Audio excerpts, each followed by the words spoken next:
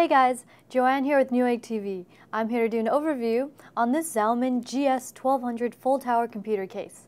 This case is made of steel with brushed aluminum side panels and some plastic. It measures 10.2 inches wide, 22.4 inches tall, and 25 inches deep. At the front, we have your 4 5¼ inch drive bays. This last one has an adapter included, so you can install 3.5 inch or 2.5 inch drives as well as a floppy. Below that, we have your two 92mm blue LED fans. Simply click to open up and just pinch this piece here, slide it forward to remove the fan. It's currently wired to the back plane, so that's why I can't completely remove it, but you get the idea. Just snap it into place. And here are your three 3.5 inch drive bays. Just pinch and slide out. To install your hard drive, simply just push this piece up. And I actually like this more than the flex ones. It's just much easier to put the hard drive in there. Below that, we have your 3 hot swap drives, your 3.5 inch drives. Here they are. Not sure if you can see it, but there it is. Moving on to the side, we have a pre-installed 200mm blue LED fan. However, you can remove that and install 2 120mm fans if you would like. Finally, on the back, we have a pre-installed 120mm fan, couple grommets for cable threading or threading through your water cooling tubes, knockout for your input-output shield for your motherboard, couple ventilation holes, 7 expansion slots, and a bottom power supply mount. They've included this PSU bracket here for you. Let me just remove that by removing these 4 thumb screws. And this handle that folds like this, so it's easy to remove. What you do is mount your power supply to the bracket, then slide it in, just like this. At the top of the case, we have a pre-installed 200mm blue LED fan. And here's your hard drive docking station, always handy, for your 3.5 inch as well as 2.5 inch drives. And over here we have 1, 2, 3 USB 2.0 ports, 1 USB 3.0 port, an eSATA port, your power button, reset button, and your mic and headphone jacks.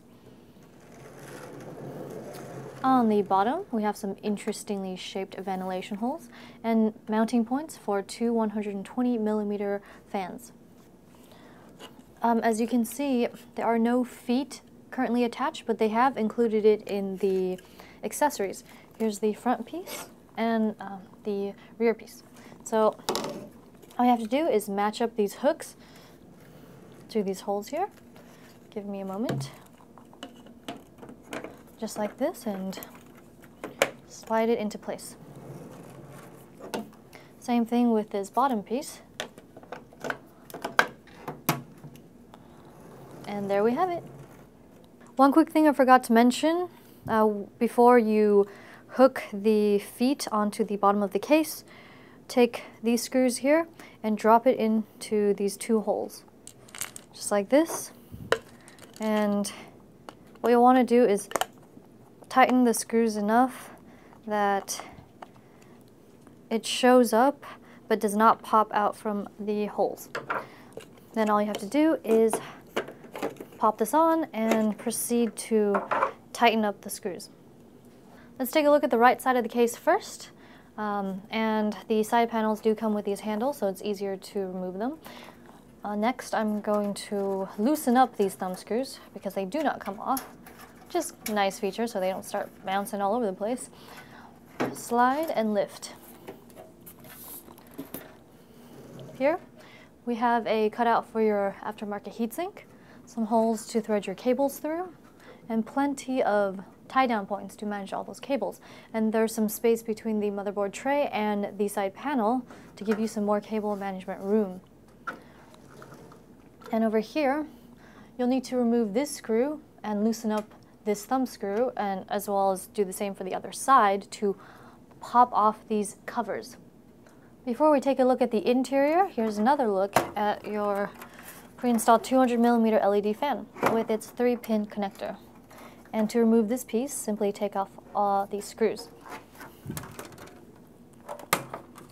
Inside, it's fully painted black, and they've included some motherboard standoffs here for you. It's compatible with ATX, micro ATX, and extended ATX motherboards. Here's another look at your rear 120mm fan with its Molex plug. And if I tilt this, you can see the pre-installed 200mm LED top fan with its 3-pin connector that's already plugged into this PCB here that also powers your hot swap dock. They've included a support beam for your case, and on the bottom, just tilt it, is a raised power supply support, so you get some better airflow. Over here, we have your backplane for your 3 hot swap drive mounts, and there is also a fan high and low speed switch with your 2 front fans already plugged in. On the right, we have your 4 5¼ drive bays with its adapter, and your 6 3.5-inch drive mounts. Finally, here are some cables to look at. This one is your Molex plug for to power the LED for the ZALMAN logo at the front of the case. I'll show you in just a little bit. And here's a cluster of the front panel connectors. I'm going to tie this real quick. These colorful ones are your various power, reset, and LED connectors. This is your USB 3.0 pass-through cable, and your this is the SATA plug for the hot swap dock at the top of the case. Your audio connectors and your USB 2.0 connectors. One last thing is that I have a 12-inch sample graphics card here with me that I'm going to go ahead and put in the case so you have a better idea of clearance. It does have 13.7 inches of max graphics card clearance. Here's a quick demo on how to install your optical drive, but first we'll need to remove this screw and one on the other side so we can take off this cover. First, let me just quickly unscrew this. Alright, that just fell off, and on this side too. Give me a second. Alright, I unscrewed it previously so it would just be easier. And there it is. Very simple. I have a sample optical drive here with me that I'm just going to slide through the front, line up the holes, and then tighten these thumb screws into place. Oh, and when you're removing the front cover, you'll want to make sure these are loosened before you pop off this cover. I went ahead and installed a sample PSU in here so that I can show you what the LEDs look like. This is the side fan LED, the front 2 fans, and the ZALMAN logo. And finally, let me tilt this. Here's your top LED fan. These are the accessories included in the box.